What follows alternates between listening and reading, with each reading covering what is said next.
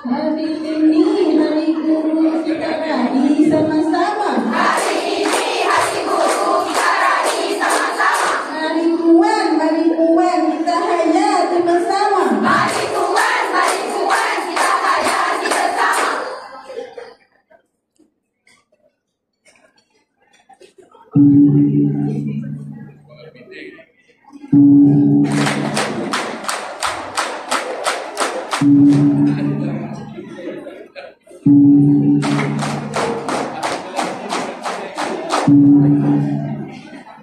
Salam sejahtera buat semua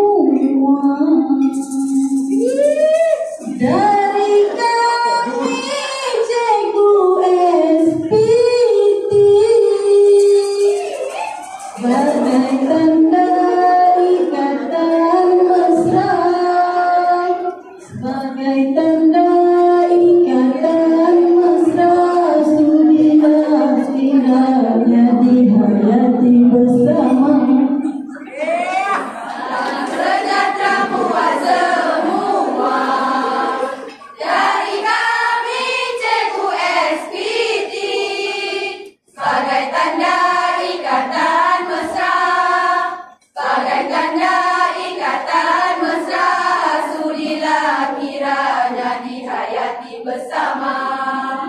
Salam sejahtera buat semua dari kami Cikgu SPT sebagai tanda ikatan mesra, sebagai tanda ikatan mesra, sudilah kiranya dihayati bersama. Salam sejahtera buat semua.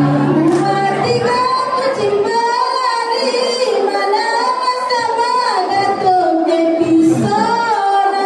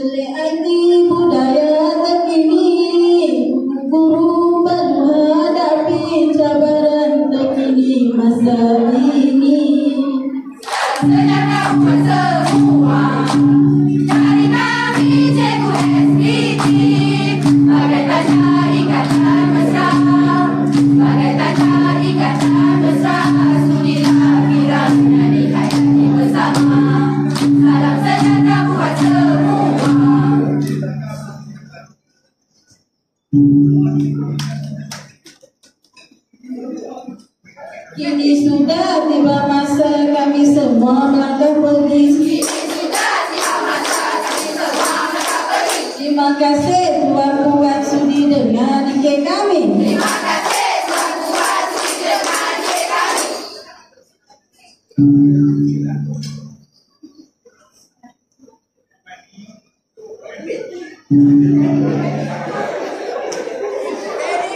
Majlis mengucapkan juga terima kasih kepada kumpulan Puteri Tinggi Rama SPT yang diketuai oleh Saleha binti Muhammad dengan kekuatan seramai 20 orang.